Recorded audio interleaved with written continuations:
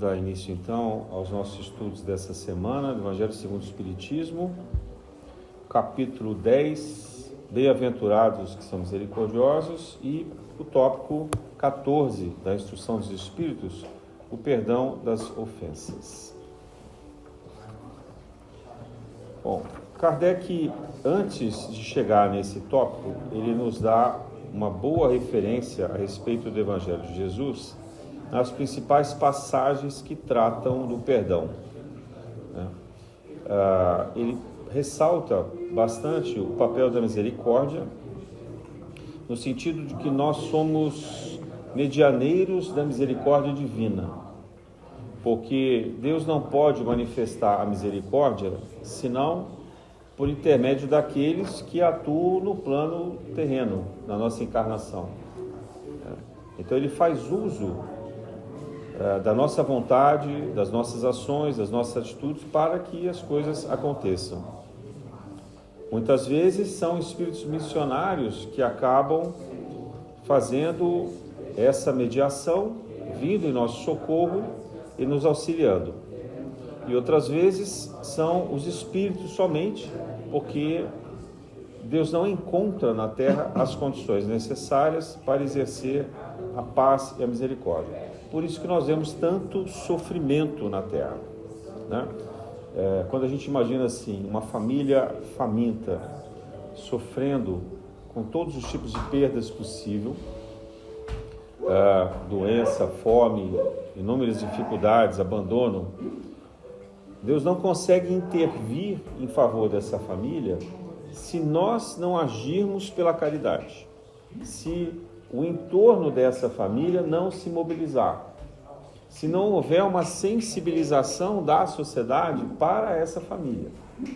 Então, essa família vem em provas, normalmente involuntárias, sofrendo dessa miséria, dessas dificuldades, mas nós que estamos diante dela, poderíamos ou diminuir, ou até talvez socorrer e eliminar definitivamente esse sofrimento. Porque não há nenhuma proibição, não há nenhuma determinação que os sofrimentos se perpetuem. Muito pelo contrário, o papel que nos cabe é ir além daquilo que está gravado pela lei de causa e efeito. Vejam como isso é importante, quer dizer, nós temos o livre-arbítrio de diminuir o sofrimento alheio. Nós só não podemos ultrapassar a linha do livre-arbítrio das pessoas que precisam aceitar a ajuda. Porque não adianta se a pessoa não estiver desperta, se ela não quiser mudar a atitude, se ela não quiser fazer a reforma íntima. Que muitas vezes também é o que a gente vê, né? Muitos, infelizmente, daqueles que sofrem são também espíritos revoltados, né? Pessoas que demonstram, mesmo naquela miséria, um tremendo de um orgulho, né? Uma incapacidade de se mobilizar na direção de uma modificação, de uma reintegração social. E isso vale tanto para os mais pobres, quanto para qualquer um de nós, até os mais ricos. E eu vou fazer aqui um paralelo nesse início, porque eu acho que nós também, como espíritas, precisamos nos manifestar nesse momento, né, que é o estado que nós nos encontramos no planeta pelo sofrimento dos outros seres de reinos paralelos aos nossos, que é o reino animal, o reino vegetal e o reino mineral. Porque nós fomos educados erroneamente a pensar que tanto a caridade quanto a fraternidade, e aí nesse capítulo a misericórdia, que ela se destina exclusivamente aos seres humanos. Mas na verdade não há nenhuma distinção que a espiritualidade faça entre nós. Nós não somos melhores do que os outros seres que dividem conosco o planeta. Nós só somos um pouco mais avançados na capacidade de fazer escolhas, na percepção de nós mesmos, que os outros seres, né, animais, vegetais e minerais, não conseguem se perceber. Por mais inteligência que demonstre, por exemplo, uma baleia, um polvo, um cachorro, um cavalo, um gato, né, um gavião, eles não conseguem se aperceber deles mesmos e modificar a espécie por escolhas individuais. Eles estão sujeitos a escolhas coletivas. Mas eles não são inferiores a nós no sentido da importância. Por quê? Porque eles também são criaturas divinas em estágios diferentes do nosso. E um dia eles irão evoluir ao estágio hominal que nós temos. Então, isso é muito, muito, muito importante quando a gente estuda a respeito da misericórdia. E o que é que nós assistimos hoje no nosso país? Um intenso desrespeito à natureza. E não é de hoje. É claro que essas últimas semanas isso tem se agravado de uma forma inimaginável. Mas isso é um retrato de pelo menos os últimos 70 anos.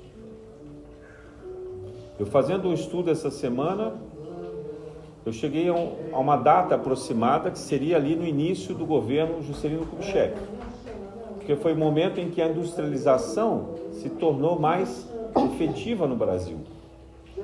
Podemos retroceder ainda mais, mas a quantidade de pessoas que habitavam o planeta antes disso era pequena e os efeitos nocivos acabavam sendo corrigidos pela própria natureza. A partir dos anos 60, da década de 60, e aí foi se agravando com os outros regimes, os outros governos todos, período militar, depois a nova república e esses governos todos que vieram até agora, eles só agravaram essa situação, com raras exceções. E o que nós assistimos é um desmatamento irrefreável, desmedido, interesseiro. E junto com o desmatamento vem a queimada, vem a má utilização das águas, dos recursos aquíferos, porque nós utilizamos muita água na agricultura extensiva, ou seja, produção de grãos, que serve principalmente para alimentar a pecuária, para fazer ração de animal. Então, no fundo, o que governa esse processo de sofrimento é o sacrifício animal que nós fazemos. O fato de nós comermos carne, para falar o português bem claro, carne de todos os tipos. O consumo animal é que produz o abuso ecológico que nós estamos vivendo hoje. E paralelo a isso, tem a mineração, principalmente a mineração também desmedida, descontrolada, associado ao garimpo e associado à irresponsabilidade das empresas de não zelarem, por exemplo, do produto, do subproduto da extração, que cria aquelas barreiras, aquelas barragens que correm risco de desmoronamento, como infelizmente nós já assistimos recentemente. Então, a indústria brasileira, ela precisa passar drasticamente por uma mudança. Mas essa mesma indústria não irá modificar se nós, que somos consumidores, não mudarmos a nossa maneira de nos alimentarmos e de nos vestirmos. E eu falo vestirmos porque o couro animal é muito utilizado no comércio de vestimentas, de acessórios e utensílios em geral, além de outros subprodutos também, como casco e etc. Então, e quando eu falo aqui, não é apenas o boi, é também O frango é também o suíno, e o peixe e qualquer tipo de carne.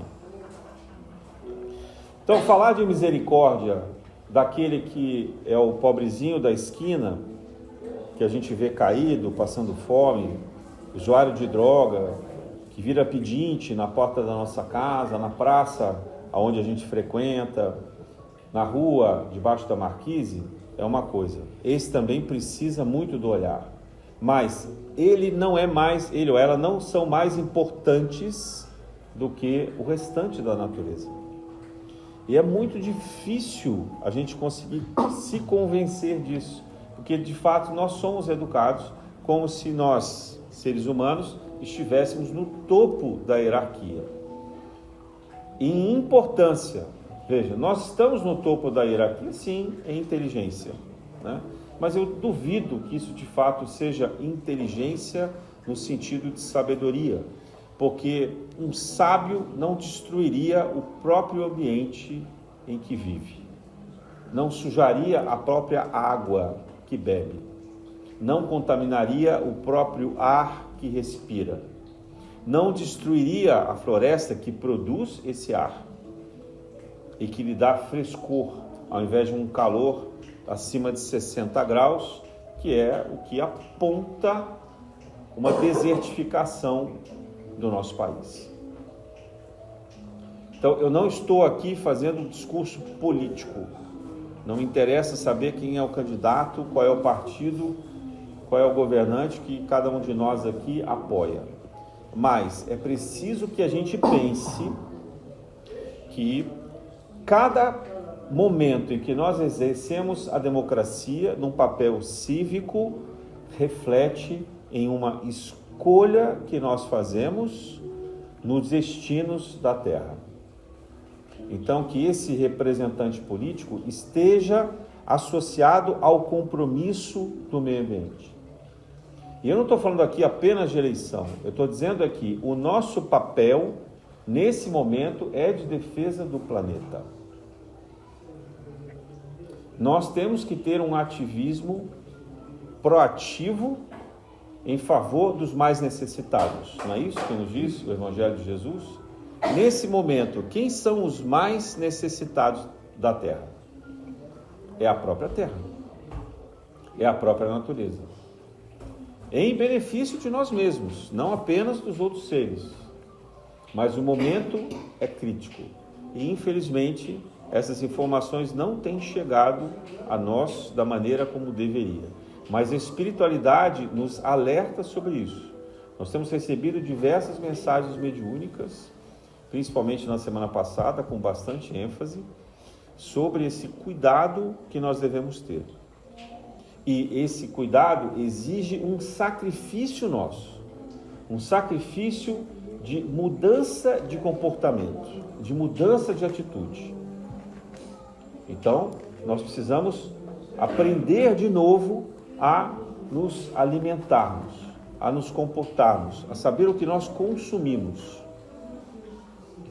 E hoje, pela lei, essas informações elas estão disponíveis, porque até um produto de beleza tem lá dizendo, pela fiscalização, se é utilizado, por exemplo, teste em animais. Então nós podemos fazer escolhas sábias sobre o nosso consumo, né? Eu não estou dizendo aqui que todo mundo precisa jogar fora os utensílios de couro que tem em casa. Você já comprou, o sacrifício já foi feito do animal, então pelo menos honre e utilize de uma forma consciente e sadia. Ninguém precisa chegar em casa e jogar fora a comida que está no freezer e na geladeira. Mas pense muito bem quando for novamente ao mercado ou à feira ou ao restaurante, porque é sobre essa misericórdia que nós precisamos ficar atentos.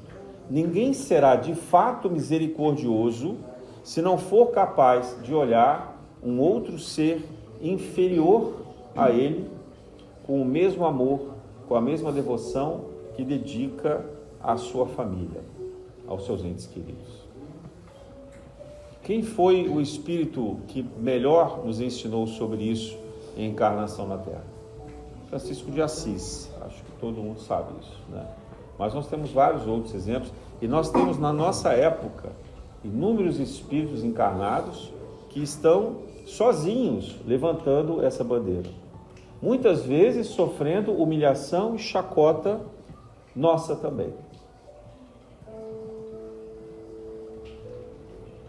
Há muitos pesquisadores sérios escrevendo sobre isso, esclarecendo. Depois, se alguém fora da reunião quiser indicação, eu passo vários para vocês. Esse é o momento de nós agirmos, e agirmos publicamente, além de nós fazermos preces, além de nós fazermos o esclarecimento dos nossos lares. É termos atitude de misericórdia. Então, de que adianta a gente pensar apenas nas pessoas, se o planeta está doente? Eu não estou dizendo que o planeta está morrendo, e é importante também esclarecer isso, porque senão fica parecendo uma mensagem de terror. A Terra não vai ser destruída, mesmo que haja possivelmente uma guerra nuclear. Por quê? Porque a capacidade do planeta de se regenerar é muito grande. Só que algumas vezes, para que ele possa se regenerar, ele tem que extinguir a vida na superfície. Esse é o ponto. Nós temos relatos da vida em Marte, trazida por Ramatiz, relatos trazidos por Ramatiz e pela mãe de Chico Xavier, que falam da vida subterrânea no planeta Marte. No entanto, quando se vai à superfície, não tem nada, não tem atmosfera, né? Os estudos científicos a respeito da exploração de Marte já descartam a hipótese de um ser humano suportar não apenas a viagem no espaço, como a vida lá pela pressão atmosférica e pelas condições. Não é só entrar numa cápsula de oxigênio. E Marte, segundo nos narram os espíritos, era um planeta gêmeo, idêntico à Terra. Um planeta que tinha a mesma geografia física. Tinha água, tinha animais, tinha vegetais, né? Tinham hominais e tudo ali. Mas em decorrência de uma guerra nuclear, eles acabaram com a atmosfera. Então, o momento que nós estamos vivendo é de atenção, cuidado, mas também de ativismo. Quando a gente vê no Evangelho a expressão vigiai e orai, qual é o papel de um vigia? Me diga. Ele é só um olheiro? Será que é só ficar ali parado, olhando o mundo se derreter? O papel de um vigia é um papel de um guardião. Acho até que essa palavra possivelmente foi mal traduzida do hebraico. Eu gostaria muito de saber hebraico agora e grego para poder buscar o original dessa palavra.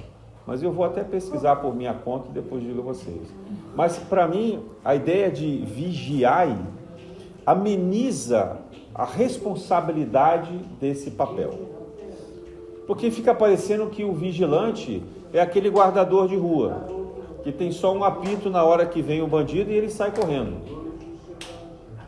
O exemplo que a gente tem sobre vigilância das parábolas de Jesus no Evangelho e também daquele momento em que ele vai ao Monte Tabor, em que ele repreende, quando ele vai fazer a transfiguração, em que ele repreende os apóstolos: mas vocês estão dormindo? Eu estou aqui rezando em prece, sofrendo pela humanidade, pelo futuro da humanidade, pelo destino que caberá até mesmo a mim, diante da maldade que está presente na terra, e vocês dormem invigilantes. Então veja, Jesus chama a atenção daqueles apóstolos para que eles se mantenham atentos, tanto em prece quanto em proteção, como guardiões, para que não chegasse ninguém e atrapalhasse o momento de prece, o momento de transfiguração de Jesus, em que ele conversava ali com Moisés e Elias, que eram dois espíritos que estavam com ele discutindo os passos seguintes da sua missão terrena. Jesus também fala da parábola daquele senhor que se ausenta e pede para que os seus servos permaneçam vigilantes. E ele diz: ninguém sabe a hora em que o Senhor irá voltar. Então, o vigiar é muito relacionado à atitude. E Jesus sabia muito disso, porque todas as mensagens de Jesus são relacionadas aos ensinamentos filosóficos gregos. A gente não sabe o que ele fez na infância e na adolescência, mas alguma coisa disso ele estudou, porque toda a referência dele vem disso. E ele pode também ter esse conhecimento mediunicamente, pela condição crística que ele tinha.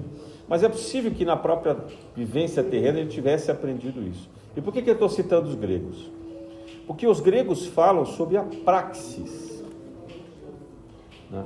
E a gente vê a importância, principalmente depois lá pelo apóstolo Paulo, que a fé sem obras é morta. Então o vigiar não pode ser apenas ficar rezando. O vigiar não pode apenas significar que a gente tem fé. Não, vigiar é uma atitude de guardião.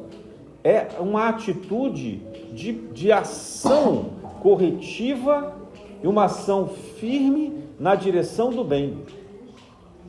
É garantir que o bem aconteça. É, se for necessário até, agir com uma desobediência civil.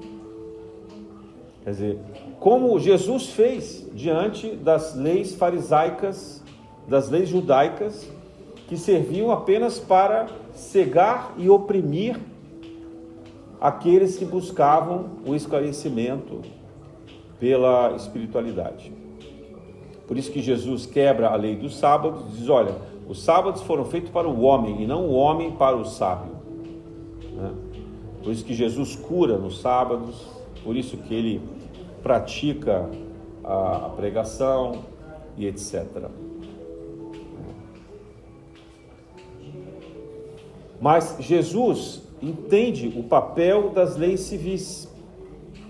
Nós temos dois grandes exemplos sobre Jesus respeitando as leis romanas. Eu já falei isso para vocês algumas vezes. É curioso, porque Jesus respeitava muito as leis romanas, mas ele não dava muita bola para as leis do templo de Jerusalém, porque eram leis fanáticas, que ao invés de ajudar os judeus, acabavam atrapalhando, e que rendiam apenas dinheiro, benefícios para aqueles que usurpavam o poder do templo.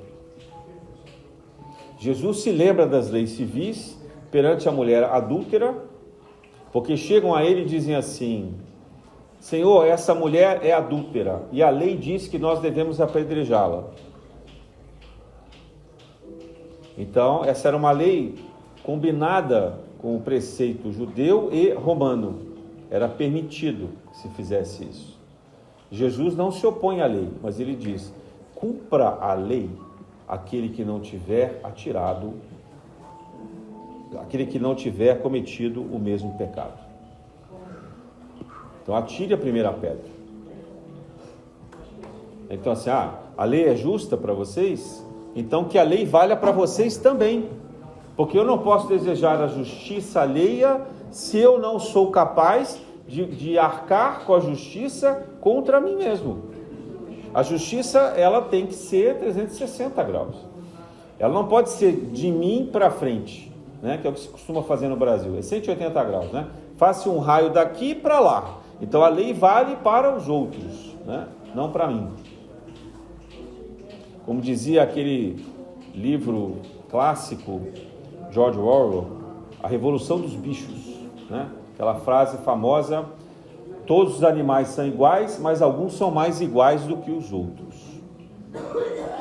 Porque esse comportamento não é ético e, portanto, não é misericordioso. Então, ao falar de misericórdia, nós precisamos entender primeiro que é necessário praticar a ética e a justiça. E vigiar, nesse contexto, é ser um agente de justiça. É ser um agente da caridade. É ir além do preceito de apenas orar. Jesus não desmerece a prece, muito pelo contrário. Ele diz: orai e vigiai. Orai. Porque a fé nos dirige à atitude. A fé nos governa para o bem e para a misericórdia. Mas não adianta orar e se acovardar. Orar e se omitir. Orar e fazer de conta que nada está acontecendo. Orar e pensar que o problema é dos políticos. Orar e pensar que o problema é da polícia.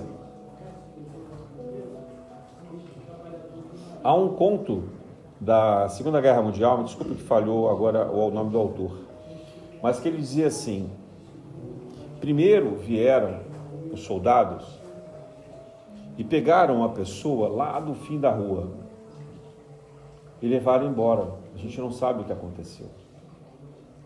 Depois, eles atravessaram a rua e pegaram uma família inteira e também levaram embora. E a gente não sabe o que aconteceu. Mas eu não podia fazer nada, então eu só observei. Aí eles vieram e pegaram o meu vizinho. Mas como foi o meu vizinho e eu nem gostava muito dele, eu também não fiz nada. Da próxima vez que eles chegaram, foi a mim que eles levaram. Esse era o depoimento de um judeu diante do genocídio promovido pelo Holocausto. Mas isso é também um depoimento grave do nosso comportamento na Terra. Enquanto é com os outros e de preferência longe, tudo bem, eu não me importo. Então, se estão desmatando a Amazônia, que está tão longe daqui, né? Se é o Pantanal, se está desertificando o Nordeste, ou se está queimando em São Paulo, eu faço de conta que não é comigo. O dia que chegar no Rio de Janeiro, mas assim, preciso dizer, já chegou no Rio de Janeiro. Todos os parques do Rio de Janeiro estão fechados. Já chegou no Rio de Janeiro. Mas ainda que não tivesse chegado no Rio de Janeiro, será que a gente ia continuar fechando os olhos?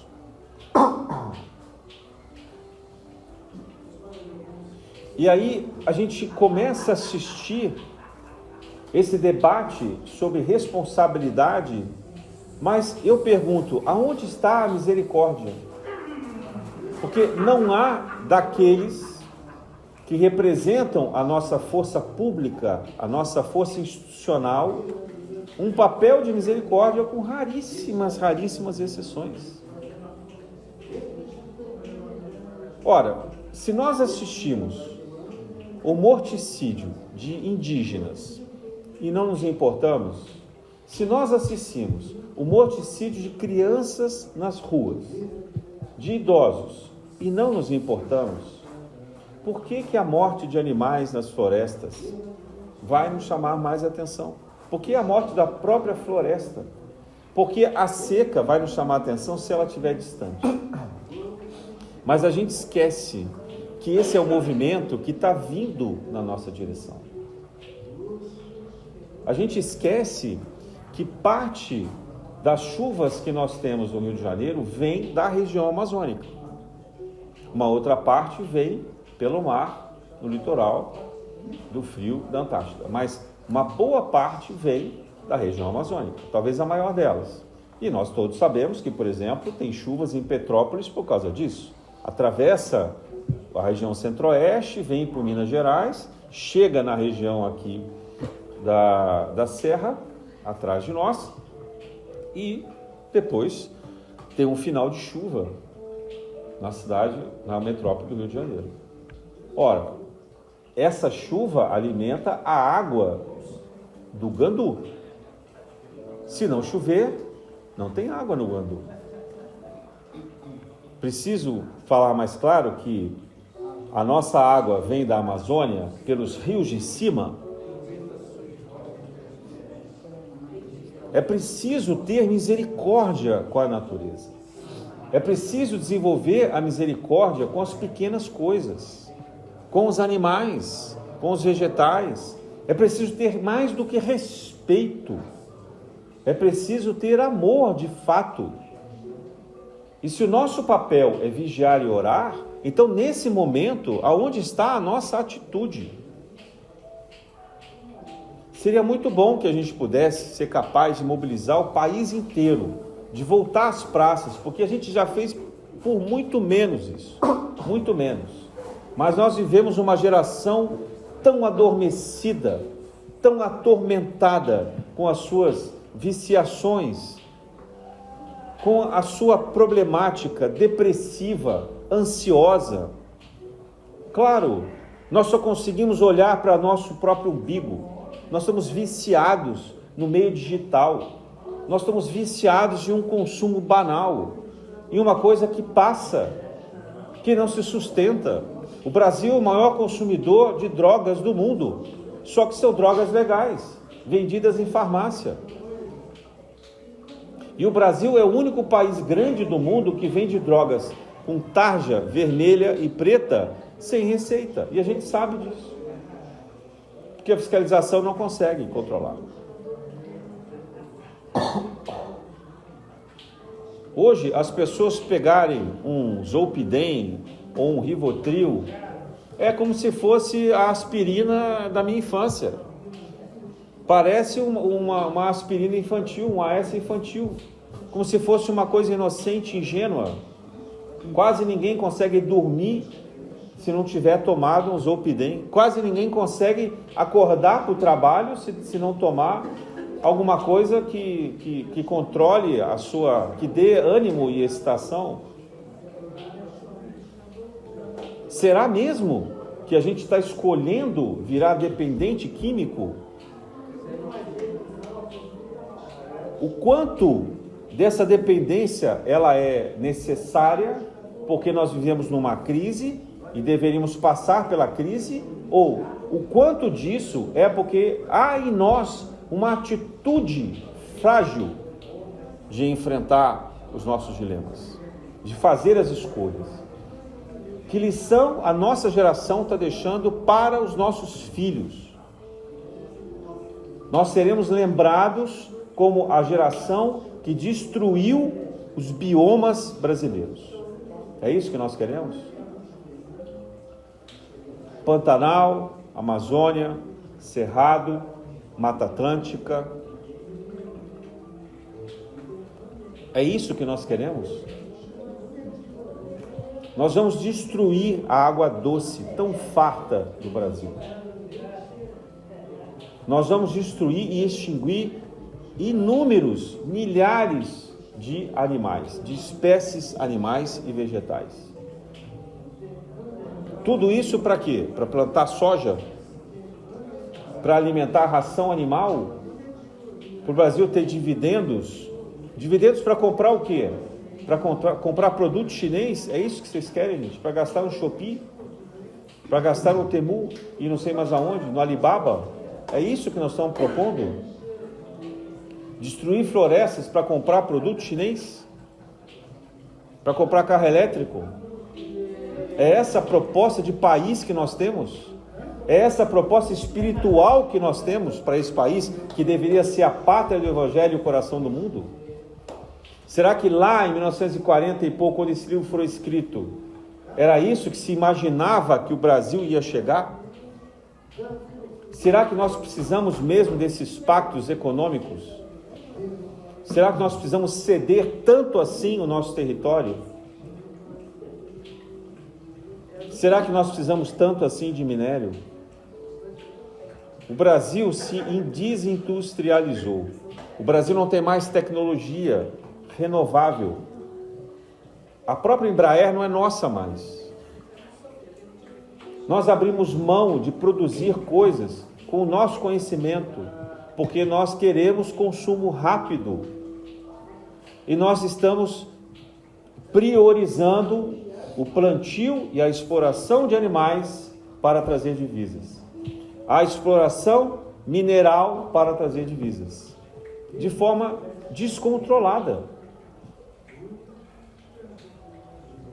Há 30 anos atrás, eu fiz uma viagem de avião para Tucuruí.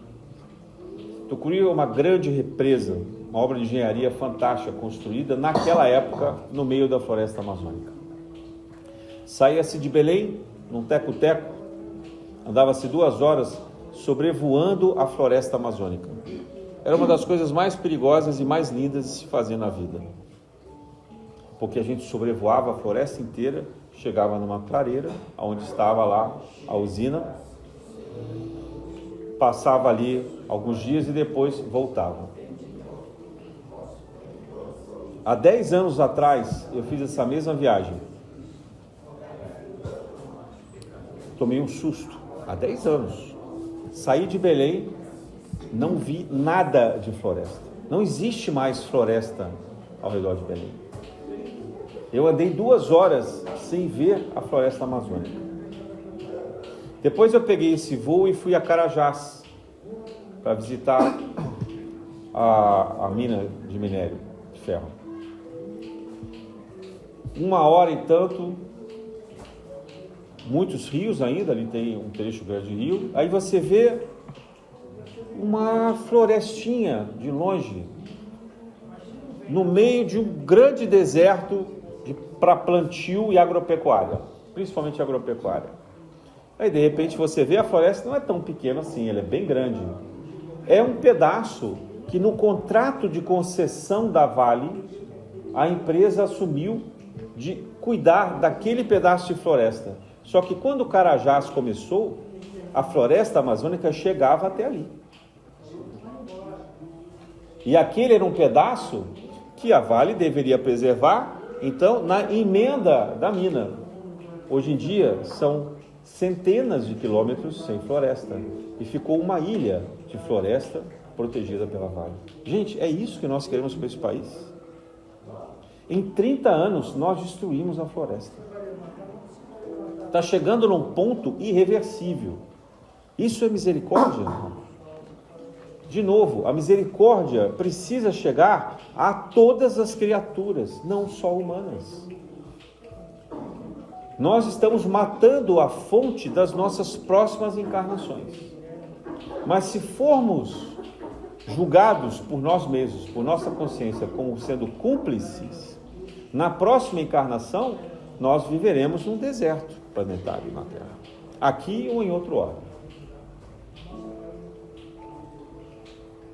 Eu fico, às vezes, chocado com o meio espírita de não ver uma mobilização.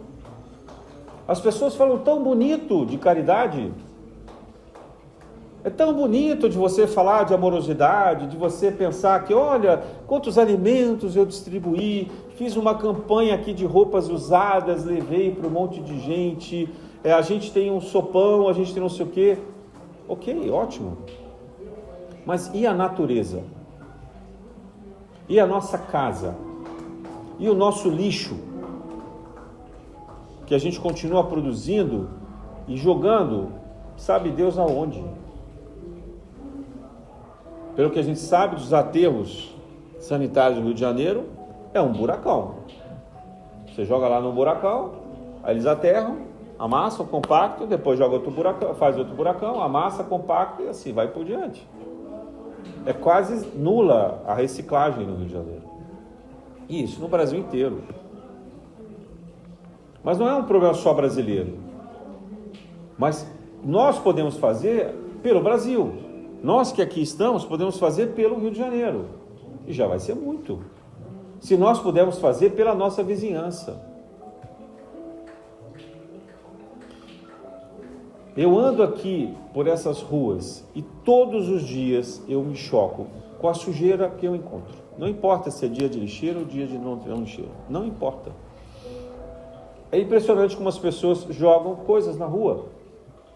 De plástico, principalmente.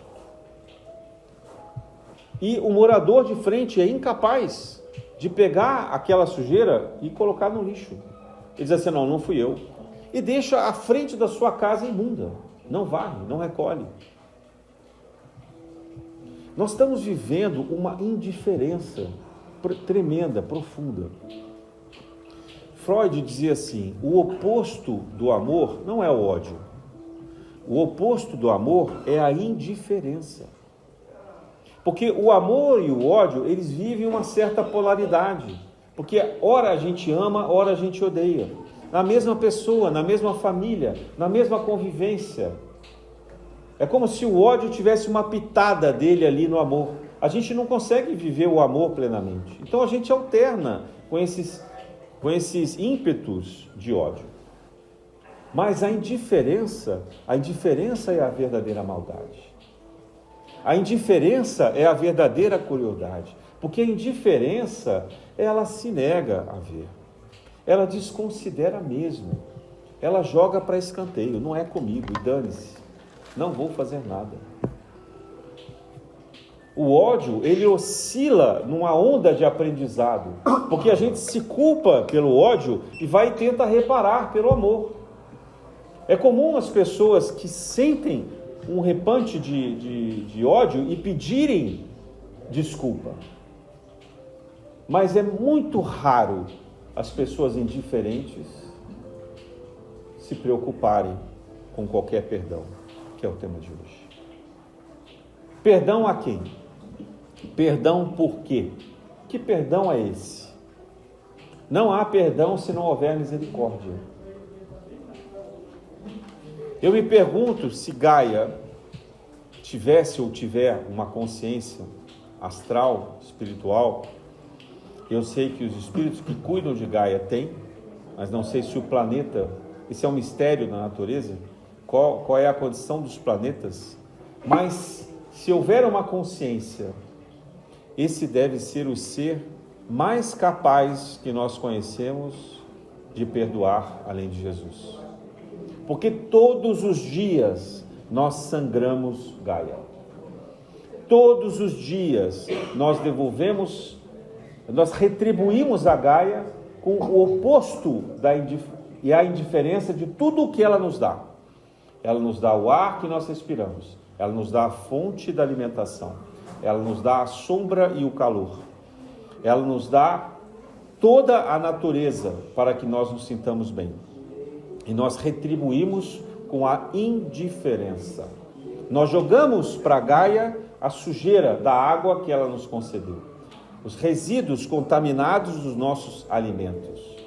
Nós destruímos a capacidade de produção da terra, porque nós esgotamos com uma única semente, um único tipo de plantio e enchemos de agrotóxicos, enchemos de fertilizantes e compramos felizes nas feiras livres aquilo que é um veneno dos mais proibidos no mundo inteiro. Nenhum país desenvolvido permite os agrotóxicos que nós utilizamos aqui. Então, esperar o perdão de Gaia, nós não precisamos, porque Gaia constantemente perdoa. Mas, será que nós estamos prontos a perdoar? Aonde está a nossa misericórdia? Sem a misericórdia, não há que se falar em perdão. O perdão de quê?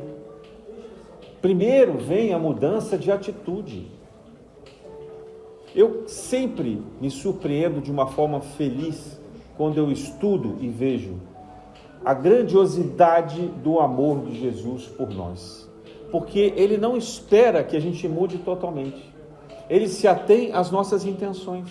Quando Ele começa a perceber que a gente começou a mudar, porque a gente está fazendo um esforço enorme com essa mudança da reforma íntima, tudo vem a nosso favor para a gente acontecer nessa mudança. Podem reparar.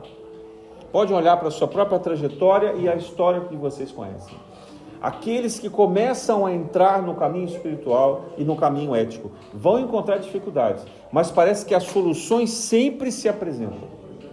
Não é um caminho fácil, mas é um caminho possível. É um caminho possível. É um caminho de transformação. Então não adianta dizer, o Chico Xavier comia carne. Sim, mas ele morreu em 92. Já tem mais de 30 anos. 2002, então 20 anos. Tem 20 anos. E antes dele, e ele é de uma geração que não é a nossa. O Chico tinha as questões dele. Mas o fato de ele não ter comido carne não significa que nós não devemos comer. E quando ele próprio perguntou para Emmanuel se era o momento de falar sobre parar de comer carne, o Emmanuel disse, não é ainda o momento. Não significava que nós não deveríamos parar de comer carne. Emmanuel só disse a ele naquela época que não era ainda o momento. E isso beira 1940. Então, se a gente colocar no papel, nós estamos falando de mais de 80 anos. Gente, não precisa ir além da ciência. Kardec disse, se a ciência nos mostrar algo que não está na revelação espírita, nós devemos acatar os ensinamentos da ciência. A ciência demonstra que a alimentação carnívora é péssima para a humanidade e péssima para o planeta. Os órgãos de alimentação da ONU têm relatórios, inúmeros relatórios. Várias entidades ambientais falam sobre a emissão de gases tóxicos, a contaminação de agrotóxicos, doenças decorrentes de tudo isso. Então, não é apenas uma questão de misericórdia, é também uma questão de fé raciocinada. É uma questão da gente se atualizar no tempo por aquilo que o conhecimento é capaz de nos ensinar. E, portanto, ser omisso diante disso é uma escolha. É uma escolha. Uma escolha que terá um resultado pela lei de ação e reação. Porque é uma escolha de indiferença com o sofrimento do planeta, com o sofrimento dos outros reinos. É uma indiferença diante desse paraíso, que nós poderíamos chamar de Éden, possivelmente pela segunda, pela terceira, pela quinta vez. É isso que nós queremos? Será que, mesmo sabendo, antes de reencarnar, que nós deveríamos cumprir esse papel, nós vamos ceder à propaganda, nós vamos ceder àquilo que é normalidade e vamos continuar priorizando o descaso? Vamos olhar para as nossas possibilidades, vamos fazer escolhas dentro daquilo que está na nossa perspectiva, que não vai alterar o nosso orçamento, que não vai alterar a nossa saúde, desde que a gente tenha o cuidado de se equilibrar na alimentação, como a gente também precisa hoje se equilibrar, ter uma nutrição correta. Então, deixar de comer carne, deixar de consumir tudo que for relacionado à exploração animal, tudo que for relacionado à exploração animal, deixar de não separar lixo, de não ter cuidado, pelo menos separar, para que possa ser coletado pela entidade pública que faz a destinação final. A nossa parte nós temos que fazer. E ter um ativismo das escolhas democráticas que nos permitem eleger representantes. Quem são esses que nós estamos elegendo? Qual é a pauta ambiental que essas pessoas têm? Não importa o partido, gente. Vocês escolham o partido que vocês quiserem, mas escolham e cobrem e se posicionem publicamente. Levem esse debate para suas casas, para suas famílias. Valorizem aqueles que estão lutando por essa causa. No meio espírita nós temos um grande jornalista, um grande palestrante, um grande defensor da causa ambiental, que é o André Trigueiro. Tem livros excelentes, palestras excelentes disponíveis no YouTube para quem quiser ouvir. E ele faz isso com pioneirismo há muito tempo. Então está mais do que na hora da gente despertar para isso. Está mais do que na hora da gente perceber esse risco. Ainda bem que tem espíritas espertos fazendo esses esclarecimentos, essas campanhas. Como eu esqueci de citar aqui, mas a Casa do Consolador, com a Mônica Medeiros e a Margarete, e vários outros espíritas espertos que estão fazendo isso, né?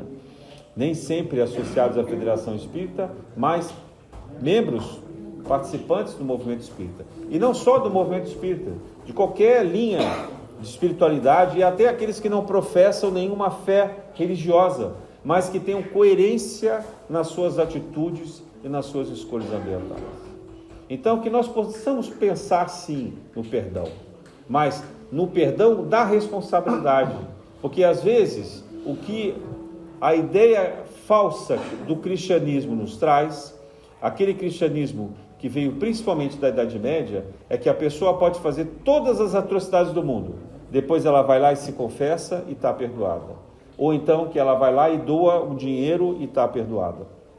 Que ela pode ser um filântropo e a filantropia resolve a causa dela. Que ela pode contaminar o ar com as fábricas que ela tem, mas ela compra créditos de carbono e o problema está resolvido. Não é assim que funciona pela lei de causa e efeito, a gente sabe.